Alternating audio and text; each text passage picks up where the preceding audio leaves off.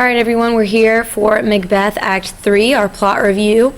Make sure you've already looked at Act 1 and Act 2, the plot reviews that I've posted on Moodle before you get here.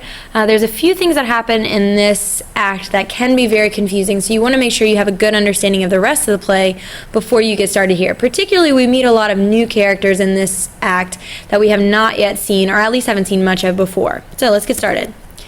In Act 3, Scene 1, Banquo reveals that he now suspects that Macbeth murdered Duncan. At the very beginning of the scene, he talks about how he hopes that Macbeth's fate will be shared by him, that the witch's prophecies will come true for him like they have for Macbeth.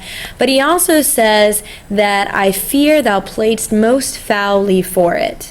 So he fears that Macbeth has done something wrong to get all of this power that he now has. Remember, Macbeth has already been installed as king, though several people are suspicious of him.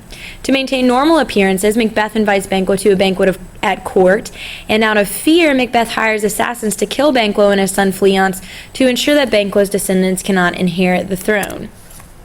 We want to also make sure that before we move on to the next scene, we want to make sure that we remember that Macbeth has clearly become much more comfortable with murder, as is shown in this first scene of Act 3. Whereas before, when he murdered Duncan, he was very nervous, very upset by it.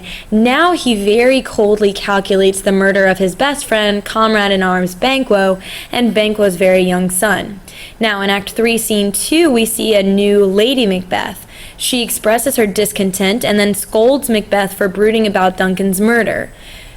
If you remember from the video that we watched in class, Lady Macbeth is now sort of outside of the plans that Macbeth is making about Banquo. She has no role in Banquo's murder. It's all up to Macbeth. He does it, of course, because he's afraid that they're going to lose power, which is not something that Lady Macbeth wants, but we sense that she is weakening as Macbeth grows stronger. Macbeth responds to his wife that he envies Duncan, who no longer needs to worry about treachery. Macbeth also admits that he fears Banquo and his children, and that a deed of dreadful note will soon be accomplished. We, of course, know that this is Banquo's murder. In Act 3, Scene 3, it's very short. The three murderers attack Banquo and Fleance as the two approach Macbeth's palace. Banquo is murdered, but Fleance escapes. I see there's a little typo there. That's why you should always proofread. But of course, we know that this is the turning point in the play. Fleance escapes, meaning that the witch's prophecy can still be upheld.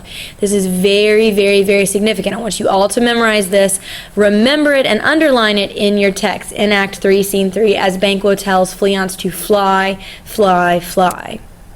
In Act 3, Scene 4, we see the banquet that Macbeth and Lady Macbeth are hosting, and one of the murderers enters to tell Macbeth that Banquo is dead, but Fleance has escaped.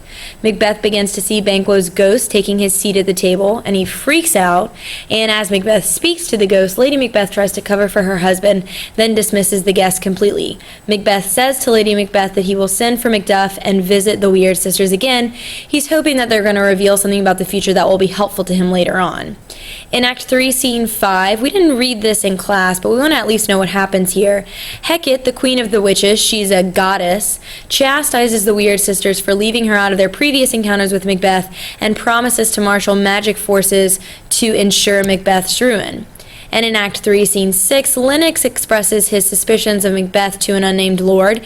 So now we have Macduff, Banquo is dead, but he was also suspicious, and Lennox, who are all concerned that Macbeth may not be on the up and up here.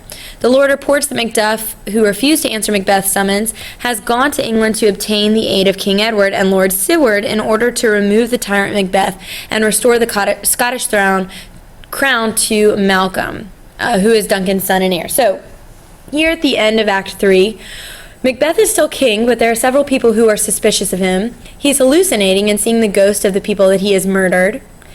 And Macduff is marshaling an army against Macbeth with the purpose of restoring Malcolm to the throne, because he is, of course, the rightful heir to the Scottish throne. So stay tuned for Act 4. It is very interesting what happens to Macbeth as his plans sort of crumble around him. We also want to pay particular attention to what happens to Lady Macbeth in the scenes in Act 4.